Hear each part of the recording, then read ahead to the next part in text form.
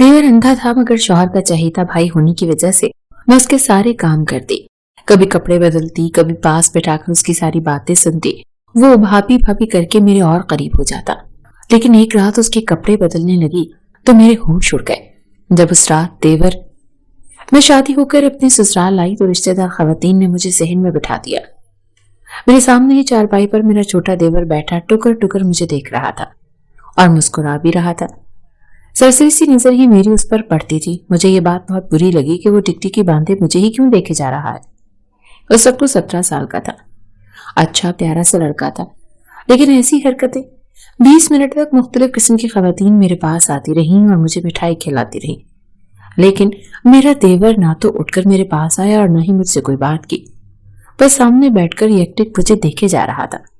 2-4 बार मेरी उस पर नजर पड़ी तो मैंने उसे खुद को देखते हुए ही पाया। मैंने दिल में सोचा, बड़ा ही बेशर्म लड़का है। बड़ी भाभी तो माँ और बड़ी बहन जैसी होती है, इसे जरा शर्म नहीं, ये कैसे सबके सामने मुझे ही तके जा रहा है। अब मैं माथे पर बल डाले उसे घूरने लगी, लेकिन अजीब पागल था, बस मुझे ही देखे जा रहा था और मुस्कुराए जा रहा था। मुझे उसके यूं मुस्कुराने पर गुस्सा आने लगा था। बहरहाल रस्में खत्म हुई और मैं अपने कमरे में आ गई। मेरा मूड बहुत ही खराब हो गया था। उस पर एजाज भी मेरे कमरे में देर से आए तो मैं बिल्कुल ही बेतासुर सी बैठी थी। वो मेरे पास आकर बैठे तो मैंने उन्हें गुस्से से देखा था। मुझे यूं बरहम देखकर कहने लगे, क्या बात है रुबीना। फिर वो समझे कि शायद वो काफी देर से कमरे में आए हैं, इसीलिए मैं नाराज हूँ। कहने लगे, मेरे दोस्त आज मेरा पीछा ही नहीं छोड़ रहे थे। तुम तो जानती हो ना, ऐसे मौकों पर दोस्तों की अटकेलियां उरूज पर होती हैं।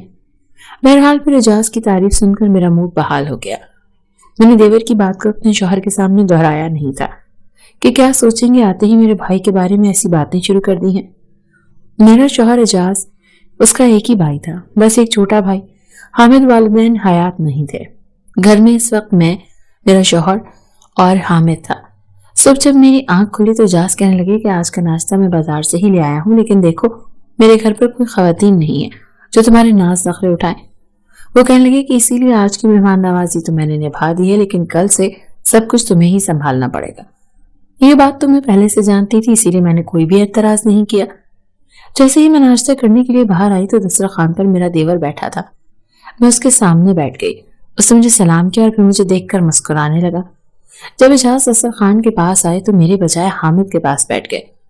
उसकी प्लेट में चने डाले और नान तोड़कर अपने हाथ से खिलाने लगे।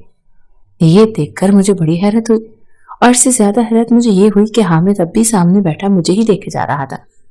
उसे तो अपने भाई का भी लिहाज नहीं था और गुस्सा मुझे एजाज पर भी आने लगा कि वो तो उसे टोक सकते हैं। और फिर ये भी मुझे अजीब लग रहा था कि एजाज उसे खुद क्यों खाना खिला रहे हैं। वो 17 साल का लड़का था, क्या खुद नहीं खा सकता था? मैंने कहा, एजाज हामिद खुद भी तो खा सकता है, आप अपना नाश्ता करें। मेरी बात सुनकर वो कहने लगे, रुबीना हामिद अंधा है, देख नहीं सकता। ये सुनना था कि मेरा निवाला हाथ में ही रह गया। मैं बड़ी हैरत से उसे देखने लगी। अच्छा खासा खूबसूरत लड़का था, उसकी आंखें भी ग्रीन कलर की थी, बेहद खूबसूरत थी। मुझे न जाने क्यों बड़ा ही दुख और अफसोस हुआ था कि उसकी आंखों में नूर नहीं था, वो देख नहीं सकता था। और कल से मैं न जाने दिल में उसे कितना बुरा भला कह चुकी थी। एजाज के चेहरे पर संजीदगी सी थी। कहने लगे कि हामिद बचपन ही से अंधा है, देख नहीं सकता। इसका बहुत इलाज करवाने की कोशिश की, लेकिन डॉक्टर कहते हैं कि ऑपरेशन से भी कोई फायदा नहीं है। एजाज कहने लगे, इसके सारे काम मैं ही करता हूँ, लेकिन अब ये तुम्हारी जिम्मेदारी है। तुम इसे अपना छोटा भाई समझकर इसके सारे काम किया करो। मैंने कहा, ठीक है, लेकिन मुझे बेहद अफसोस हुआ ये सुनकर। माशाल्लाह से हामिद दिखने में कितना खूबसूरत है। क्या ही अच्छा होता कि ये देख भी सकता। मेरी बात पर हामिद की आंखों से आंसू छलके थे। कहने लगा, भाभी मेरी बड़ी ख्वाहिश थी कि मैं आपको देखता, लेकिन देखे मेरी बदकिस्मती, मेरी एक ही भाभी है और मैं उसे भी नहीं देख सकता। कुछ देर पहले जो मेरे दिल में हामिद के लिए नफरत के जज्बात थे वो अब हमदर्दी में बदल चुके थे। लेकिन मेरे होश तो उस वक्त उड़े जब एजाज ने अपनी ड्यूटी ज्वाइन की।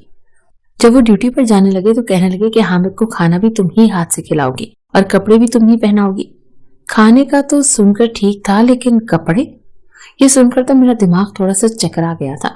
मैंने कहा, एजाज ये गैर मुनासिब सी बात है, मैं कैसे उसे कपड़े बदलवा सकती हूँ।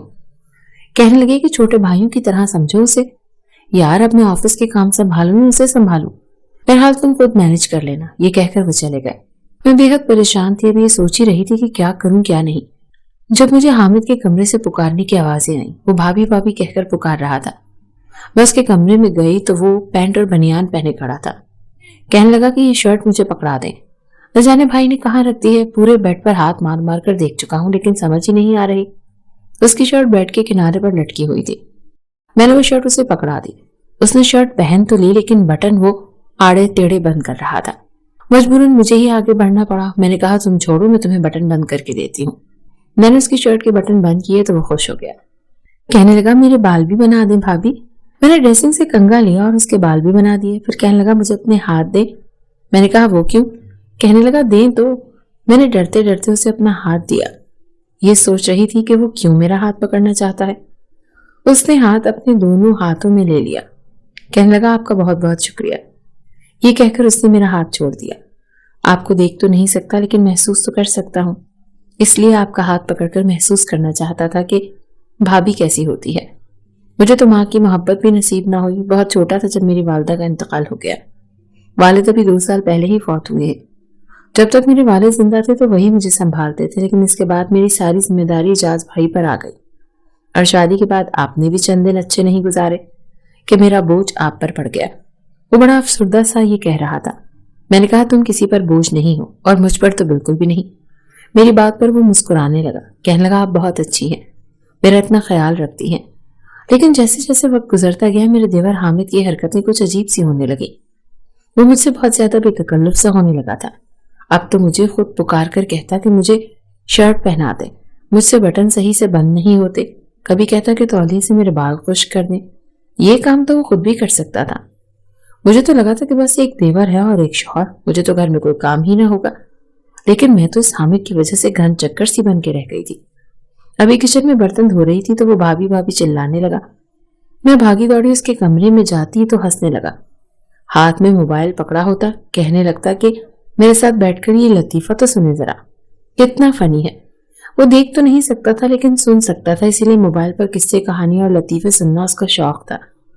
मैं कहती तुम सुन रहे हो ना, खामोशी से सुनते रहो। अब मुझे ये बताओ मैं बर्तन धोऊं, खाना बनाऊं या फिर मैं तुम्हारे साथ बैठकर लतीफे सुनूं?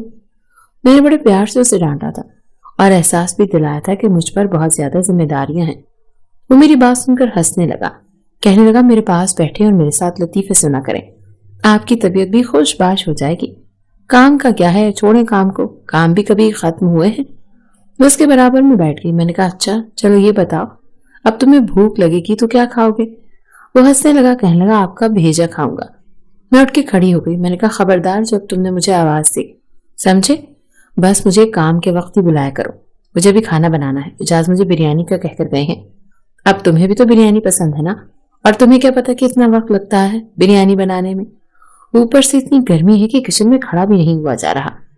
ये कहकर मैं बाहर चली गई। 3-4 घंटे लग गए थे मुझे किचन समेटते हुए। मैंने बिरयानी बनाई, ट्रैफल बनाया, कबाब बनाए। मैं बिल्कुल थक चुकी थी। बाहर आई तो घर गंदा पड़ा था। घर की सफाई की, फिर सोचा हामिद का कमरा भी लगे हाथों साफ कर दूं। लेकिन जैसे ही मैं हामिद के कमरे में दाखिल हुई, वो चीजों को टटोल टटोल कर अपना कमरा खुद साफ कर रहा था। उसके हाथ में एक कपड़ा भी पकड़ा हुआ था जिसे वो फर्नीचर साफ कर रहा था। ये देखकर मैं मुस्कुराने लगी।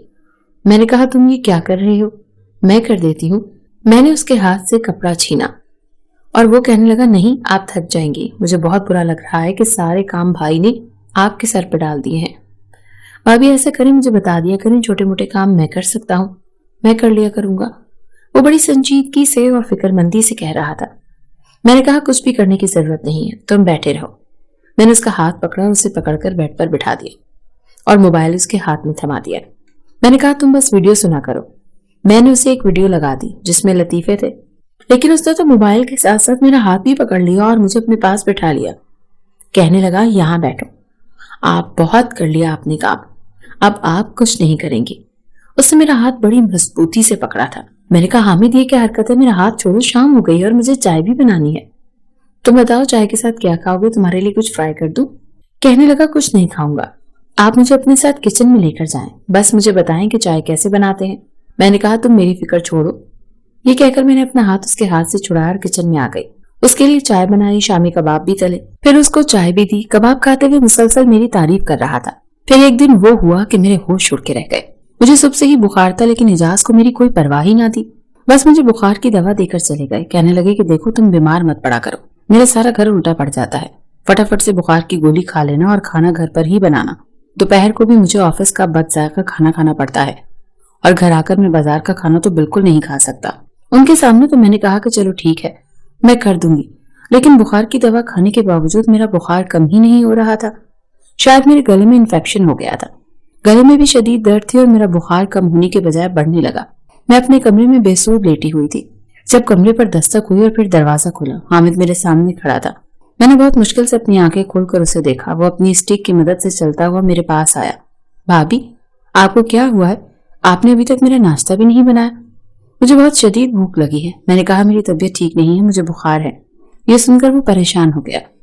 मैंने कहा मुझसे तो बिल्कुल भी उठा नहीं जा रहा, मैं कैसे तुम्हारा नाश्ता बनाऊंगी? वो कहने लगा क्या आपने भी नाश्ता नहीं किया? मैंने कहा नहीं, मेरी हिम्मत ही नहीं है कि मैं उठकर नाश्ता बनाऊं। ऐसा करो तुम एजाज को फोन कर दो, उसे कहो कि जल्दी घर आ जाए, मुझसे कुछ भी नहीं हो पा रहा। मेरी बात सुनकर वो कमरे से बाहर चला गया और कुछ ही देर के बाद उसके चीखने चिल्लाने की आवाज आने लगी। वो सुनकर मैं एकदम बेड पर उठकर बैठी थी। अपने बुखार को खातिर में न लाते हुए मैं जल्दी से कमरे से बाहर आई। चीखने की आवाजें किचन से आ रही थी। जब मैं किचन में आई तो मेरे होश उड़ के रह गए। उसके कपड़ों पर आग लगी हुई थी। मैंने फटाफट से सहन में रस्सी पर टंगे तौलिए को उतारा और फटाफट से हामिद की शर्ट पर लगी आग बुझाने लगी, लेकिन उस वक्त तक उसका पेट और बाजू जल चुका था। वो चिल्लाए जा रहा था। मैंने कहा तुम करने क्या गए थे किचन में? कहने लगा मैं आपके लिए चाय बनाने गया था। वो तड़पे जा रहा था, रोए जा रहा था। कहने लगा मुझे क्या पता था कि आग लग जाएगी। मैंने जल्दी से एजाज को फोन किया। हामिद तो यूं तड़प रहा था कि जैसे उसे ये तकलीफ बर्दाश्त नहीं हो रही हो। उसके पेट और सीने का गोश्त तक जल चुका था। वो तड़पता जा रहा था। एजाज को जब पता चला तो वो भागे दौड़े घर आए थे। हामिद का पेट और सीना काफी हद तक जल चुका था। वो रोए जा रहा था। एजाज उसे डॉक्टर के पास लेकर मैं घर पर ही थी और बेहद परेशान थी। जब मुझे एजाज का फोन आया मैंने फौरन से फोन उठाया।